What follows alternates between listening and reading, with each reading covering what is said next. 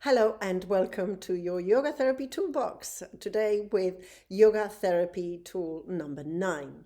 And let me share with you that this is not the tool I had planned for this week. However, something happened yesterday that reminded me of this particular Yoga Therapy tool, which is very important. And it has a very dramatic title, which is Don't Tell Them to Breathe. What happened yesterday was that I was demonstrating in an event. I offered as a volunteer to demonstrate what yoga therapy looks like. And in this particular session, I had two 70-plus-year-old ladies, both of them with a history of practice of yoga in the past. However, both of them had had a negative experience with yoga in some way. One of them was very, very stiff, and she said to me, whenever I practice yoga, I really was pushed too far. I even pushed myself too far and I got hurt. The other lady had had an experience of recovery from cancer, and yoga, she felt, had not supported her through the recovery because it was too advanced. The two of them were fairly fit. They were both outdoor swimmers, as many people are here in the Netherlands, I've discovered. And they came to the session, super lovely, absolutely wonderful ladies. And we started sitting on a chair.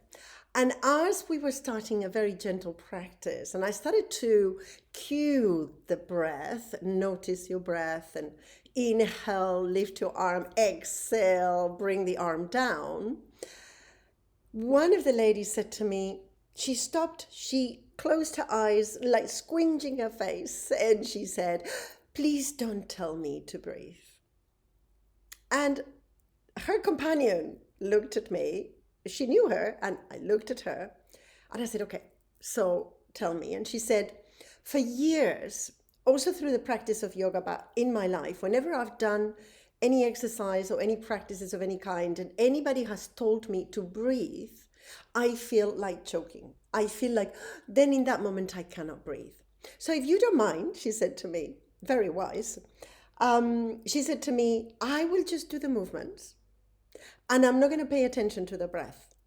And I'm just going to breathe how I want." And I said to her, "Absolutely, yes.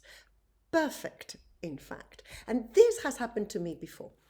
It happened to me several times. One of them was when COVID just started. And I had a student who sent me a message, an email saying, "Montserrat, do you have any exercises that I can do to help me? I have COVID right now. I cannot breathe. I'm really struggling with my breath. And everything that I find online tells me to use my breath, and they're all breathing exercises. And I'm getting really triggered because I cannot breathe." So I developed, as a matter of fact, a practice that I share now in the Yoga Therapy for Cardiovascular Respiratory Issue module.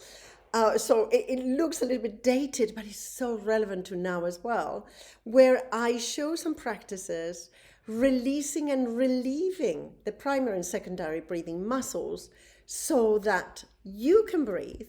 And it doesn't mean that I'm going to cue you through breathing practices so that you don't get triggered with the breath, because sometimes the breath is a trigger.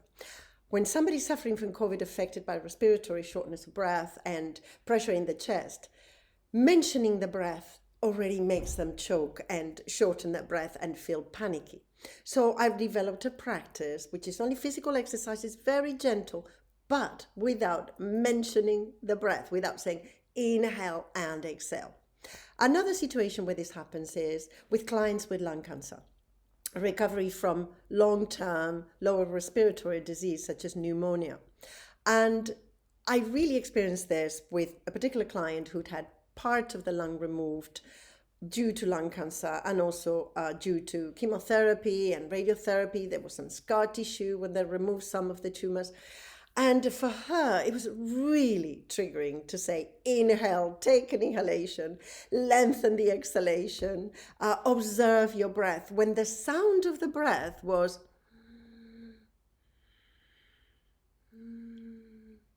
and they had to inhale and exhale through the mouth. Exactly the same with many of my clients with COPD, chronic obstructive pulmonary disease. Now, this client that I was working with yesterday in this demonstration, she didn't have any respiratory issues. She didn't have asthma.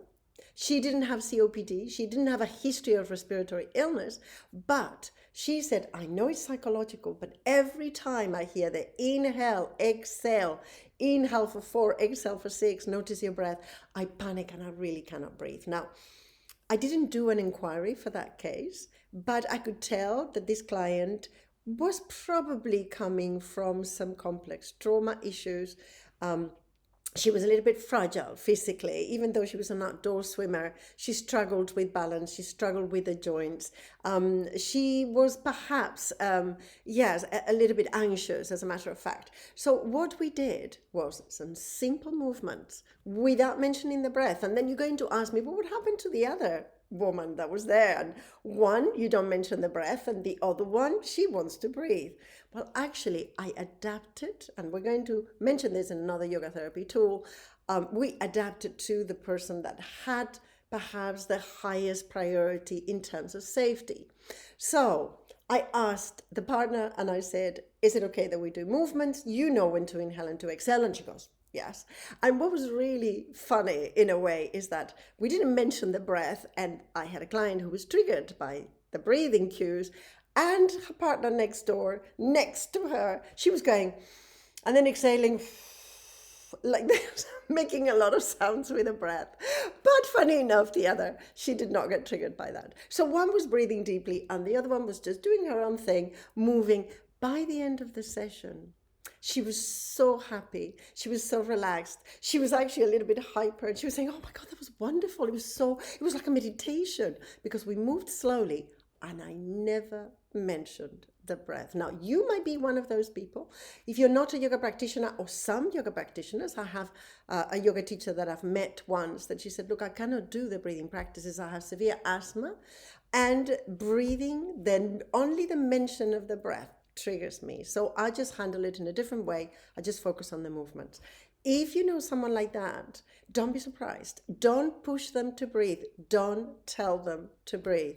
Simply move, and the breath will happen by itself.